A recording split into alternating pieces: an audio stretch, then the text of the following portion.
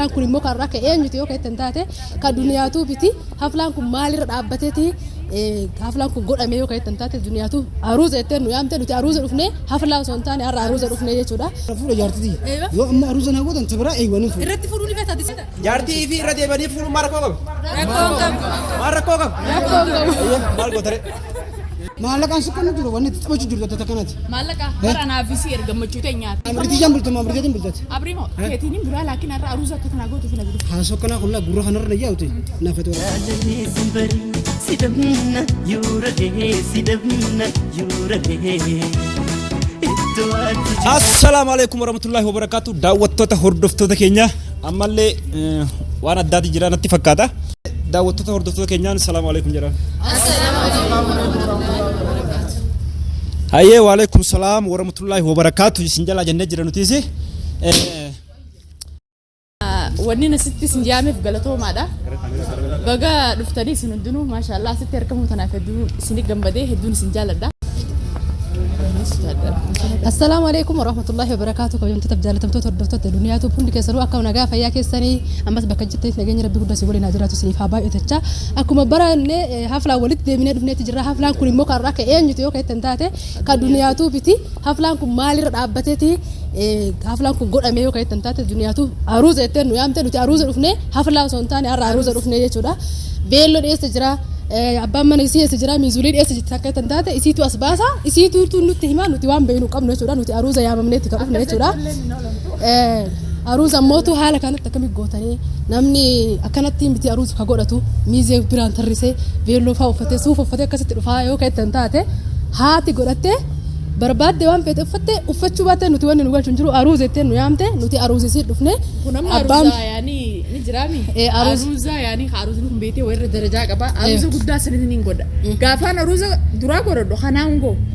Bishaan wanni dhuunuu hin jirtu jechuudha. Rakkoo keessa golfuune. Aruuza yoo jedhu isiin arra heerumuu deemti. Sanumaafuu warra beebsiin kun taa'ee kanatti harmaa harkuufuu hedduun gammadee sinummaan akkana keessa jiraachuufu maashaallah. Beeloonis boodatti aana. Sinummaan akkasatti na hojii argamtanii hojii jiraachuu kanaaf hedduun gammadee. Beeloos aruuza beelootiif aruuza suufaatis itti aansinee halamadaa goonaa rakkoon hin jirtu.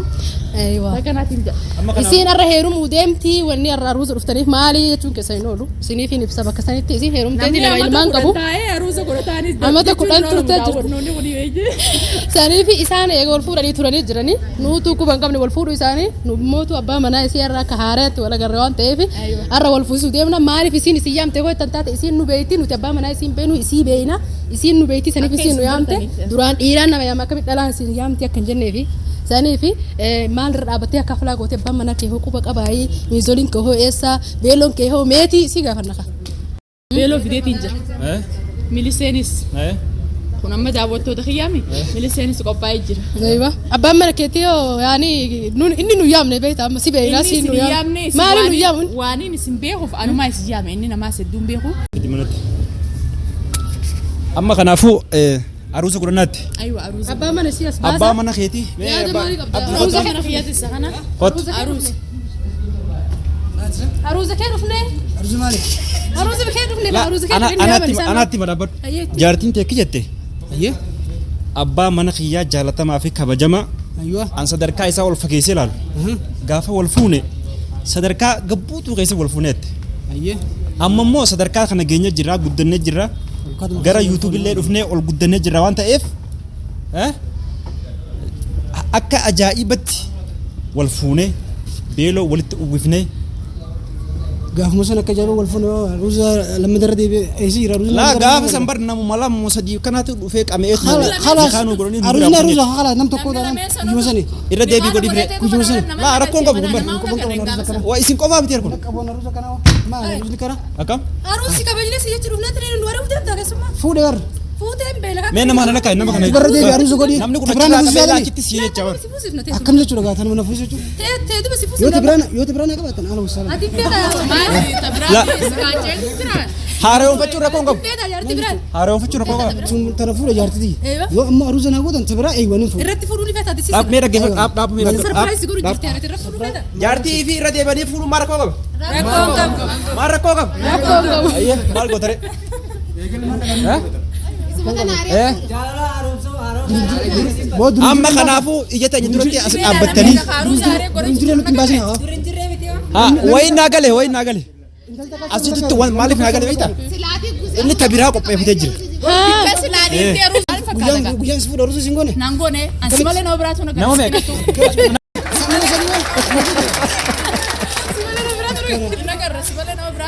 Sumaa jaalsanaa ta'eetiin usee malee silaakaan nama ibsin haadha Viidiyoo gaafa sana tun qabaa maal taate? Bani Aadam viidiyoo jiraa maal taate? Laa nama meeqa kachi kan jirti argame? Boo namni hudduu kanarra hedduudha. Namni kanarra heddu. Isaan kana godhate silaa nama biraa maaliif hin barbaade jeetiin wallee namni ganaa dhufa jee isaa hojii jaalatu jeetee namni bar miliseellee nama qaba miliseen akkaan Oi nakaatu fedha.